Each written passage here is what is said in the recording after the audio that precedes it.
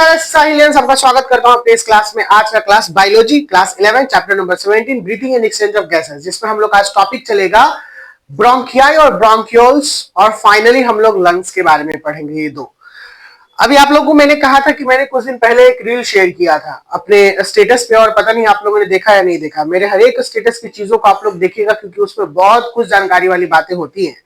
आदित्य तो रोज देखता है, आदित्य लाइक भी करता है, देखते हैं। पता नहीं आप लोग देखते ही हैं, सब कुछ देखते हो, उतना ध्यान नहीं, लेकिन लाइक वाला ऊपर में आ जाता है ना, तो पता चलता है कि ये लाइक करता है। इसका हिमालय का लगाए थे तो हिमालय पहले लाइक कर दिया, अपना फोटो पे सब जल्दी लाइक करता है वो, तो इसलिए पहले दिखाई दे दिया था। कुछ दिन पहले एक रील्स मैंने शेयर किया था कि एक बच्चा था, वो बच्चा पढ़ने के लिए जा रहा था कोचिंग में या स्कूल में, और उसके माता पिता एक मिडिल क्लास फैमिली से आ रहे थे। और पिताजी पूछते हैं, ठीक है ना, जैसे वो पूरा जा रहा है बाहर, दोस्त यार के साथ में घूम रहा है, ऐश मौज कर रहा है, पढ़ाई में क्लास बंक कर दे रहा है, और उसके बाद फिर जो भी पैसा उसको मिल रहा है घर से कि मम्मी पढ़ने, बेटा मतलब पिताजी चाहे माता घर पैसा दे रहे हैं बेटा को कि बेटा पढ़ने जा रहा है, दिन भर रहता है बाहर, तो उसको कुछ पैसा दे देते हैं खाने के लिए। खूब इंजॉय कर रहा है, सिगरेट पीने लगा। उसका दोस्त लोग भी कर रहा है, वो नहीं, दोस्त जो कर रहा है वो कर रहा है। फाइनली जब उसके पिताजी पूछते हैं कि बेटा कहाँ है, तो जैसे मैसेज करके, माँ क्या कर रहे हो बेटा, तो मैं क्लास में हूँ माँ, पढ़ाई कर रहा हूँ, मैसेज करके वो चला गया। ठीक है ना, मतलब वो मैसेज मिला, वो बेटा ठीक ठीक पढ़ो ऐसे करके। यानी माता पिता को क्या नजर आ रहा है कि मेरा बच्चा पढ़ रहा है ना, दिमाग में मेंटेलिटी थाउट क्या है कि मेरा बच्चा पढ़ रहा है, लेकिन यहाँ बच्चा क्या कर रहा है, गलत काम कर रहा है। जिस दिन माता पिता को यही आंखों से अगर वो देखेंगे तो उनका दिल जुटा रहेगा कि टूट जाएगा। यानी उनकी सारी उम्मीदें, सारे सपने सब टूट के नीचे जमीन पे धंस जाएंगे, गिर जाएंगे, और फिर वो अपने आप में इतना कमजोर महसूस करेंगे, क्योंकि उनका शक्ति तो आप है भाई, उनका बल, उनका शक्ति आप लोग हैं। और आप अपने ही बल और शक्ति को जब वो टूटते हुए देखेंगे तो मजबूत थोड़ी रहेंगे, वो टूट जाएंगे। क्योंकि अपनी जिंदगी का सारा पैसा, अपने कमाई का एक हिस्सा वो आपके ऊपर लगा रहे हैं। अगर वही पैसा वो बचाएंगे तो वो बहुत कुछ कर पाएंगे अपने लिए, लेकिन नहीं, उनको अपने से मतलब नहीं है। उनको मतलब किससे है, आपसे मतलब है, आपके भविष्य से मतलब है। फाइनली वो लड़का जब आता है, ठीक है ना, तो बाहर थोड़ा देर रुक जाता है। हाँ, बाहर थोड़ा देर रुक जाता है। मम्मी पापा पूछ रहे कि बेटा लगता है बहुत पढ़ाई कर रहा है, हाँ जरूर कुछ ना कुछ करेगा भविष्य में आगे मेरे लिए, तो वो जरूर कुछ ना कुछ भविष्य में करेगा मेरे लिए। कौन सा बच्चा आता है और गेट पे खड़ा रहता है, तो उसके मम्मी पापा उसके बारे में बात करते रहे, तो वो बच्चा को बहुत दुख लगता है कि मेरे माँ पिता कितना सेक्रीफाइस कर रहे हैं मेरे लिए, मैं ये गलत काम कर रहा हूँ, आज के बाद मैं नहीं करूंगा। वही उसकी जिंदगी का परिवर्तन होता है। That is the changement of him और हर लाइफ। जब वो उसको गलती का एहसास होता है, किसी को भी रियलाइज होता है कि मैं ये गलत कर रहा हूं या कर रही हूं, तब फिर वहां से उसका जिंदगी पलटता है। दिन रात पढ़ना, मेहनत करता है, और एक समय में बड़ा आदमी बनता है, और गाड़ी का चाबी लाके अपने पिताजी को गिफ्ट करता है, 4 व्हीलर का, और एकदम सूट बूट में आता है। उस समय का रुआब देखिए, उसके पिताजी का जीवन सफल हो गया। जो पैसा इन्वेस्टमेंट उन्होंने किया था वो सफल हो गया। जिस वजह से उन्होंने अपने बेटे को दिन रात पढ़ने के लिए, या जो पैसा वो लगाते थे और वो सोचते थे, उनका सोच पूरा हो गया। वो पिता को और माता को कितना गर्व होगा, होगा कि नहीं होगा।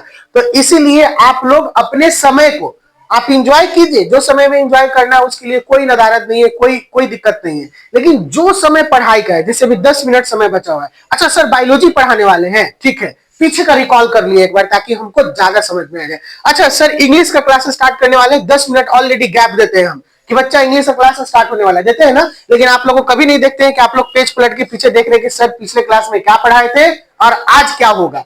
जिस दिन अगर ये करने लगेगा तो हमको फिर बोलना ही नहीं पड़ेगा, और देखिएगा आपका मार्क्स एकदम नंबर ऐसा इंक्रीज करेगा ना, क्या ही बताइए। मेरे गुरु, मेरे शिक्षक, जब हम क्लास में बैठ जाते थे, वो पता ही नहीं रहता था कि वो कब आएंगे कब जाएंगे, लेकिन हम लोग पहले ही आने से पहले ही सारा पीछे का रिकॉल कर लेते थे। और क्वेश्चन तभी तो कर पाएंगे ना, क्वेश्चन करेंगे तभी हमारा माइंड शार्प होगा ना, और जब माइंड शार्प होगा तभी तो हम समझ पाएंगे और अच्छे से लिख पाएंगे। Why I am a biology teacher, क्योंकि बायोलॉजी को मैंने डीप से पढ़ा है। टीचर को यूं ही थोड़ी बन जाता है। कोई भी टीचर, चाहे मैथ का हो, फिजिक्स का हो, कंपटीशन का हो, चाहे दुनिया का कोई भी टीचर ले लीजिए, जब तक वो आपको अच्छे से नहीं समझा पाएगा, नॉलेज नहीं दे पाएगा, आप लोग टिकिएगा जी किसी के पास, तुरंत जज कर लीजिएगा। आजकल का बच्चा बहुत तेज होता है, फलानवा मास्टर नहीं, हाँ कोई मास्टर ऐसा होता है कि बच्चे लोगों को छूट दे रहे हैं, जाओ चोट में चोट लड़ाना है लड़ाओ, जाके घूमना है घूमो फिरो जो करो। आजकल कई संस्थान में ये चीज चल रहा है, लेकिन नहीं, साहिलियन एकेडमी ना, गलत बात। तो हम लोग पढ़ने वाले हैं क्या, बाबालोजी। क्या है, बाबालोजी। It's mean biology. बायोलॉजी का मतलब होता है जीव विज्ञान, और जीव विज्ञान में हम लोग चैप्टर नंबर 17 स्टार्ट कर दिए हैं। और हमारा आज का टॉपिक है द रेस्पिरेटरी सिस्टम चल रहा था, जिसमें हमने नेजल कैविटी खत्म कर लिया, नेजोफेरिंग्स खत्म कर लिया, लैरिंग्स खत्म कर लिया, ट्रैकिया खत्म कर लिया। आज हमारा ब्रोंकियाई एंड ब्रोंक्यूल्स होगा। जब आपका ट्रैकिया देखिए, ये रिंग लाइक स्ट्रक्चर ट्रैकिया है, देख रहे हैं ना, ये रिंग लाइक स्ट्रक्चर ट्रैकिया। जब ये ट्रैकिया इस प्रकार से दो भागों में बढ़ता है और ये फाइनली लंग्स जो होता है, लंग्स में आ जाता है, इसी को हम लोग बोलते हैं ब्रोंकियल्स। क्या बोलते हैं? ब्रोंकियल्स। ठीक है ना। तो यहां पे ब्रोंकिया या bronchioles, the two bronchia enter into the right and left lungs. ये देखिए, टू ब्रोंकिया राइट और लेफ्ट लंग में इंटर कर रहे हैं, आइदर साइड, यानी दोनों साइड से। Inside the lungs, they further branch into many smaller bronchioles, और अंदर इस लंग्स में घुसने के बाद बहुत सारे ब्रांचेस में बढ़ जाते हैं, जिसे ब्रोंक्यूल्स कहा गया। Further divide into the terminal end and respiratory bronchioles, और फाइनली एक टर्मिनल इंड यानी अंत में रुक जाते हैं, बढ़ते हुए अंत में रुक जाते हैं, जिसको टर्मिनल इंड कहते हैं। और etch respiratory bronchial divide into number of alveolar duct, और लास्ट में जब ये वाला ब्रांचेस आता है तो क्या मिलता है? ये है ये आगे का एक एयर सेक्स है, और ये वाला डक्ट होता है। डक्ट से क्या होता है? कोई भी डक्ट ट्रांसपोर्टेशन के काम में आता है, चाहे वो किसी भी मटेरियल को ट्रांसपोर्ट करते हैं या गैसेस को ट्रांसपोर्ट करे। तो डक्ट हो गया, फर्दर डिवाइडेड इनटू आर्टरिया और which swell up into the air sacs alveoli. Finally arteria में, और लास्टली जो स्वेल होता है एल्वियोलाई। एल्वियोलाई ये देखिए, यही है, बोड़ा के जैसा होता है। सैक का मतलब हिंदी में होता है बोड़ा। क्या होता है? बोड़ा। और ये जो होता है बोड़ा, इसका काम होता है सामान को भरना। तो ये सैक जो हो गया एल्वियोलाई, ये सैक के रूप में होता है जो एयर को भरता है। किसको भरेगा? एयर को। यही काम है, air fill inside the sacs. When the air fill the lungs swell up, और when the air goes down, उसमें से खाली होता है, एम्प्टी होता है, तो वो क्या हो जाता है? रिलैक्स पोजीशन में चला आता है। बोलिए ना, कोई दिक्कत क्या? ये हो गया आपका काम। आते हैं आगे। बउआ नहीं बोलिएगा, बोलिएगा ना। Lungs conical shape. लंग्स का कैसा शेप होता है? Conical shape. याद रखिएगा, जब आप लंग्स बनाओगे, दिस इज योर लंग्स, तो ये कोन के शेप में होता है। देख रहे हो ना, कोन शेप में है, यही है कॉनिकल शेप। इसी को बोलते हैं कॉनिकल शेप। ओके, कोन कुछ ऐसा होता है, ये इस फेज में होता है कोन। लेकिन ये देखिए, कोन डायरेक्टली नहीं। जब आप स्टोमिक पढ़े थे तो स्टोमिक जिस शेप में था ना, तो सबका शेप अकॉर्डिंग टू उसके अपीयरेंस के आधार पे दिखाता है कि किस प्रकार से है। एक्यूरेसी नहीं। Lungs situated into the double wall sacs called pleural. जो लंग्स है, इसमें एक और लेयर होता है, ठीक है ना, डबल लेयर होता है। तो इसको प्लूरल, इसके बीच में जो कैविटी पाया जाता है, इसको बोलते हैं प्लूरल कैविटी। क्या बोलते हैं? Pleural cavity. और इसमें जो फ्लूइड पाया जाएगा इसके अंदर में, इसको बोलेंगे प्लूरल फ्लूइड। क्या बोलेंगे? Pleural fluid. फ्लूइड का काम क्या होता है? लंग्स को फ्रिक्शन लेस बनाना। क्या बनाना? फ्रिक्शन लेस बनाना, यानी जो घर्षण, जैसे कि कोई भी चीज बार बार फूल रहा है, पचक रहा है, फूल रहा है, पचक रहा है, तो फ्रिक्शन होगा ना। अगर यही नहीं होगा तो फ्रिक्शन के वजह से ये खियाने लगेगा और अंत में खराब हो जाएगा। तो कोई भी लिक्विड जो होता है वो उसको स्लाइडिंग पोजीशन पे ज्यादा बनाता है आसानी से। तो यहां पे क्या बोल रहा है कि there are spongy and richly supplied blood vessels और कैपिलरीज होते हैं इसमें। They have about 300 to 400 million alveoli through the exchange of gases occur. एक लंग्स के अंदर में कितना होता है? 300 to 400 मिलियन एल्वियोलाई, जो कि एक्सचेंज ऑफ गैसेस को कराता है। यानी एक्सचेंज ऑफ गैसेस किसका होगा? O2 CO2 का होगा।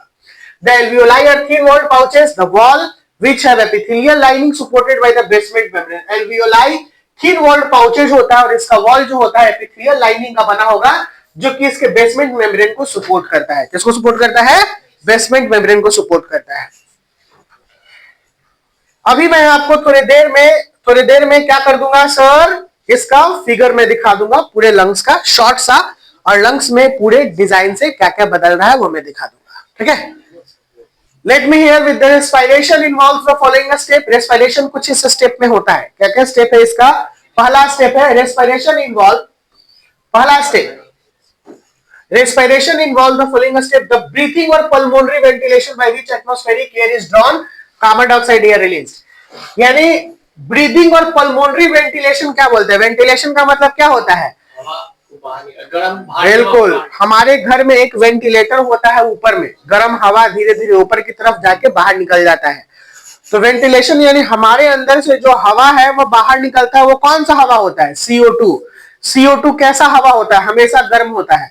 CO2 जो होता है कार्बन डाइऑक्साइड, सांस आप छोड़ के देखिए और फील कीजिए गर्म होगा। अभी भी बोलिए, ऐसा कीजिएगा, गर्म हवा निकलेगा। और O2 एंट्री करता है, तो ये एयर ड्रॉन हुआ, कार्बन डाइऑक्साइड रिलीज हुआ। Diffusion of gases oxygen carbon dioxide across the alveolar membrane. जो एल्वियोलर मेम्ब्रेन है, देखिए ये है एल्वियोलर मेम्ब्रेन आपका। तो यहाँ पे डिफ्यूजन बात कर रहा है, तो डिफ्यूजन का मतलब डेफिनेटली कौन सा हो जाएगा? कौन सा? Concentration gradient. कौन सा? Concentration gradient. कहेगा सर इसका मतलब क्या बताए थे आप? लोअर कंसंट्रेशन से हायर कंसंट्रेशन की तरफ मूव करेगा क्या? नहीं सर, हायर कंसंट्रेशन से लोअर कंसंट्रेशन की तरफ मूव करता है। जब लोअर कंसंट्रेशन से हायर कंसंट्रेशन की तरफ मूव करेगा तो वो क्या हो जाएगा? नहीं, वो हो जाएगा एक्टिव ट्रांसपोर्ट, जिसमें एनर्जी खर्च होगा। ठीक है, लेकिन पैसिव ट्रांसपोर्ट में ऑस्मोसिस में भी होता है, लेकिन पैसिव, दोनों में सेम केस है। पैसिव में भी, पैसिव में आपको एनर्जी का खर्च नहीं होगा। यानी अगर एक का कंसंट्रेशन हाई है तो लोअर कंसंट्रेशन की तरफ मूव करेगा। यही कंसंट्रेशन ग्रेडियंट कहलाता है। क्या कहलाता है? Concentration gradient. कोई दिक्कत क्या? नहीं। Transport of gases by the blood, blood के थ्रू, तो पूरे शरीर में, हमारे पूरे शरीर में ब्लड वेसल्स मौजूद होते हैं ना, आर्टरी, कैपिलरीज एंड वेन्स। तो किसका काम होता है ब्लड को, प्योर ब्लड को ले जाना, और किसका काम होता है इम्प्योर ब्लड को ले जाना? आर्टरी का काम होता है प्योर ब्लड को कैरी करना, वेन का काम होता है इम्प्योर ब्लड को कैरी करना। हाँ, और प्योर और इम्प्योर को डीऑक्सीजनेटेड करते हैं और प्योर को ऑक्सीजनेटेड ब्लड कहते हैं। तो पूरे शरीर में जो ट्रांसपोर्ट करेगा वो आपका इसी के ट्रांसपोर्ट ऑफ गैसेस, ये ब्लड के थ्रू ही। तो ब्लड में हम लोग जानते हैं कि हीमोग्लोबिन ब्लड होता है। जब O2 मिल गया तो ऑक्सी हीमोग्लोबिन, और जब CO2 मिल गया तो डीऑक्सी हीमोग्लोबिन। यही पूरे ब्लड में, शरीर में संचलन करते रहता है। ये पढ़िएगा ट्रांसपोर्टेशन में, जब ट्रांसपोर्टेशन पढ़ाऊंगा तो ये सीन पढ़िएगा। Diffusion of oxygen and carbon dioxide between the blood and tissue, blood and tissue के बीच में डिफ्यूजन हो जाता है किसका? कार्बन डाइऑक्साइड और ऑक्सीजन का। क्योंकि हमारे शरीर में हम लोग जानते हैं कि अगर ये कोई टिश्यू है तो टिश्यू फूड को रखे हुए है। ठीक है, यहाँ पे ऑक्सीजन आया, क्या आया? ऑक्सीजन आया, फूड के साथ ऑक्सीडाइज किया और क्या प्रोड्यूस कर दिया? क्योंकि दुनिया में कोई भी चीज बर्न होता है तो क्या निकलता है? कार्बन डाइऑक्साइड निकलता है। बस यही चीज है कि टिश्यू को अगर ऑक्सीडाइज किया फूड को, तो ऑक्सीडाइज यानी बर्न किया तो CO2 प्रोड्यूस होगा, और यहां से CO2 जो प्रोड्यूस हुआ फिर ये ब्लड के साथ मिलकर लंग्स के पास चला जाता है। यही काम है एक्सचेंजमेंट ऑफ गैसेस का। Utilisation of oxygen by the cell, catalytic reaction and the release of carbon dioxide. देखिए जो मैंने बताया यही लाइन लिखा है कि ऑक्सीजन का यूटिलाइजेशन सेल के द्वारा होता है, उसमें कैटालिटिक प्रोसेस होता है, यानी ब्रेकडाउन वाला, फूड ब्रेकडाउन हो गया और CO2 निकलता है, जो कि फिर ब्लड टिश्यू के साथ, ब्लड सेल के साथ मिलकर चला जाता है बाहर। Here we are. Next and the most important topic of your today class, that is breathing mechanism. कौन है? Breathing mechanism. ये पूछता है एग्जाम में, ये क्वेश्चन पूछता है what do you understand by breathing mechanism. ठीक है, क्वेश्चन करता है ब्रीदिंग मैकेनिज्म से आप क्या समझते हैं। तो कुछ नहीं, आपके शरीर को समझ लीजिए, ब्रीदिंग मैकेनिज्म समझ लीजिएगा। क्या हो रहा है? इनहेल कर रहे हो, क्या हो रहा है? एक्सहेल कर रहे हैं। पहले दो चीज हो गया, इनहेलेशन एक्सहेलेशन। अब इसके दौरान में क्या हो रहा है? फूल रहा है, एक्सपेंड कर रहा है। क्या हो रहा है? पचक रहा है। दूसरा, जब लंग्स फूल रहा है तो डायफ्राम कहां जा रहा है? ऊपर की तरफ। जब लंग्स पचक रहा है तो डायफ्राम अपने ओरिजिनल पोजीशन हो गया है। बस यही चीज है यहाँ पे। ठीक है, बीच का स्टर्नम भी है, यह स्टर्नम भी फूलता है। यही तीन चार चीज को समझ लीजिएगा, ब्रीदिंग मैकेनिज्म खत्म। ब्रीदिंग मैकेनिज्म फिजिकल है या केमिकल है? कैसा प्रोसेस है? फिजिकल प्रोसेस है। जबकि सेल में जो ऑक्सीजन ब्रेक कर रहा था फूड को, वो कौन सा है? केमिकल है। ठीक, गुड। आगे करा इंस्पिरेशन, यानी सांस लेने की प्रक्रिया को क्या कहते हैं? इंस्पिरेशन कहते हैं। सांस लिए, इंस्पायर किए, सांस छोड़े, एक्सहेल किए, तो इंस्पिरेशन में। इस प्रोसेस के दौरान, ड्यूरिंग दिस प्रोसेस, सब इंटरकोस्टल मसल कॉन्ट्रैक्ट, ये हमारा इंटरकोस्टल मसल है, ये कॉन्ट्रैक्ट करेगा, सिकुड़ेगा, सिकुड़ रहा है ना, contract does the pulling the ribs upward, और इस वजह से हमारे ये जो रिब्स है पेपरा वाला, ये ऊपर की तरफ आ रहा है। देखिए ऊपर की तरफ आया, फील कीजिएगा सब कोई, फील कीजिएगा अपने आप से। बायोलॉजी ऐसा सब्जेक्ट है फील करने वाला, दम प्रैक्टिकल कर लीजिए अपने आप में। हाँ ठीक है, फील कर लीजिएगा अपने आप में प्रैक्टिकली, जो जो चीज प्रैक्टिकल करने वाला है वो कर लीजिएगा यहीं पर, ठीक है। अपने शरीर के साथ प्रैक्टिकल करें। जब बोलेंगे कि टीयर, आंसू चुहा के देखिएगा, बोलेंगे थूक में लार में सलीवा होता है, थूक में निकाल के देखिएगा क्या है, ठीक है। आगे में ब्लड तो ब्लड मत काट लीजिएगा, वो फिर दिक्कत हो जाएगा ये सब देखने के लिए, वो इंटरनल है। लेकिन जो फिजिकल होने वाला है उसको कर लीजिएगा। लीवर उवर बोलेंगे कि ये साइड होता है तो आप लोग टच करके देख लीजिएगा कि अच्छा ये स्टोमक के लिए लीवर है, आप लोग करवाए थे ना। आइए क्या है, the ribs upward and the outwards, ऊपर की तरफ गया और बाहर की तरफ गया, रिब्स ऊपर की तरफ और बाहर की तरफ फुला। Lateral thoracic wall also move outwards and upward, जो लैटरल थोरेसिक वॉल है, लैटरल का मतलब ये वाला, ये थोरेसिक वॉल यहाँ पे होता है, ये कहां चला गया, आउटवर्ड्स एंड अपवर्ड्स, यानी ये भी बाहर की तरफ और ऊपर की तरफ आ गया। एट द सेम टाइम, उसी के समय में diaphragm becomes flattened and it moves down towards the abdomen. Diaphragm flattened होता है, यानी चपटा होता है और एब्डोमेन के अंदर में धंस जाएगा। देखिए करके, ये है आपका डायफ्राम, जो बीच का गैप निकलता है ना, इसको हम लोग डायफ्राम कहते हैं। क्या कहते हैं, डायफ्राम, जो बीच का गैप निकलेगा, पकड़िएगा उसको, देखिए बीच का, देखिए इसी को डायफ्राम कहते हैं, ठीक है, यहाँ वाला। तो ये अंदर की तरफ गया, आगे आते हैं। This result in the increase in the volume of thoracic cavity, thus the lowering pressure in the lungs. इस वजह से हमारे thoracic cavity का प्रेशर इंक्रीज हो जाता है, इंक्रीज हुआ ना, और thoracic thus the lowering pressure in the lungs, और जो lungs का प्रेशर हो जाता है वो लोअर हो जाता है। To fill up this gap, इस गैप को भरने के लिए air from outside rushes into the bring about inhalation और inspiration। इस गैप को भरने के लिए हम लोग सांस लेते हैं, जो कि धीरे धीरे एल्वियाई ऑफ लंग्स में फूलता है, तो उस गैप को भर दिया जो गैप बचा हुआ था। Hence inspiration is brought about the contraction of the diaphragm and some intercostal muscle। इस तरीके से जो इंस्पिरेशन हुआ, ये डायफ्राम और कुछ मसल्स जो इंटरकोस्टल मसल्स के कॉन्ट्रैक्शन की वजह से हुआ, और these muscles are known as inspiratory muscles। इस मसल्स को क्या नाम दिए हम लोग, इंस्पायरेटरी मसल्स। अब है हमारा एक्सपायरेशन, सीधे उसका ऑपोजिट प्रोसेस होगा। इस प्रोसेस के दौरान में, अपोजिट का मतलब उल्टा, ribs return back to their original position, ribs अपने ओरिजिनल पोजीशन में रिटर्न हो जाएगा। करके देखिए, कर लिए, नॉर्मल पोजीशन पे आ गया ना, अपने ओरिजिनल पोजीशन पे चला आया।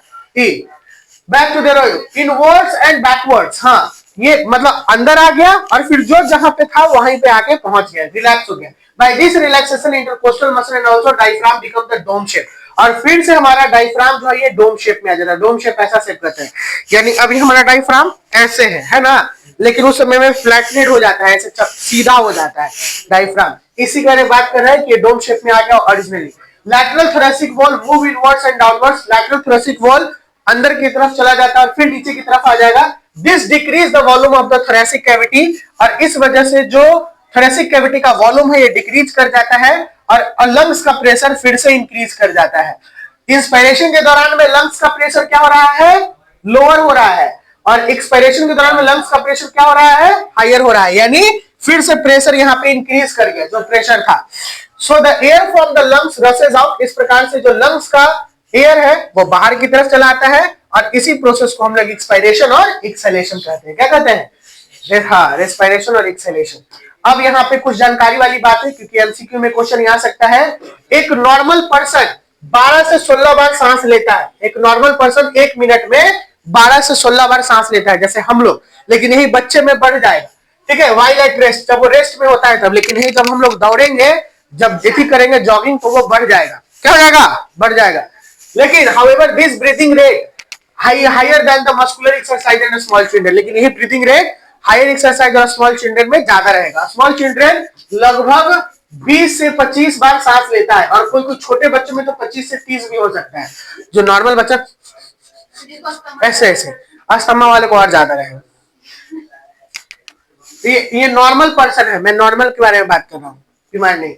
इन फोर्सफुल एक्सपिरेशन, अगर हम लोग तेजी से सांस छोड़े, different group of intercostal muscles of abdominal muscle contract and reduce the volume of thorax more than the ordinary expiration. अगर हम लोग जो नॉर्मल सांस छोड़ते हैं ऐसे किए, लेकिन अगर कस के छोड़े तो ये पूरा हमारा अंदर का मसल्स जो है वो वर्क करने लगता है। इसलिए रामदेव बाबा कहते हैं कि बेटा अनुलोम विलोम कीजिए, ये योगा का एक अच्छा है। तो कैसे अनुलोम विलोम करना, देखिए पूरा हिल रहा है ना, ये वाला यही मतलब सॉरी ये क्या बोलते हैं, कपाल भाती, इसको कपाल भाती कहते हैं, अनुलोम विलोम ये नॉर्मल हो गया। कपाल भाती में आप देखिएगा कस के आप सांस छोड़ते हैं, या अभी भी अगर कस के आप सांस छोड़िएगा तो कुछ बदलाव आपको मिलेगा। सो मोर एयर इज एक्सपेल्ड, तो इसमें हम लोग जब कस के सांस छोड़ते हैं तो ज्यादा से ज्यादा एयर को हम लोग छोड़ते हैं। Such muscles are non expiratory muscle, जो उस प्रकार के मसल्स काम करेंगे उस मसल्स को एक्सपायरेटरी मसल कहते हैं। यही रहने ज्यादा हो रहा है। Pulmonary air volume, tidal air volume, अगले क्लास में उम्मीद है कि खत्म हो जाना चाहिए चैप्टर ना सर, उम्मीद हमको नहीं है। हाँ हो, अरे बात 2-3 क्लास लेगा, 2 क्लास लेगा, इस वीक ले लेगा। चलिए मिलते हैं अगले क्लास में, bye bye, take care, see you soon in the next class.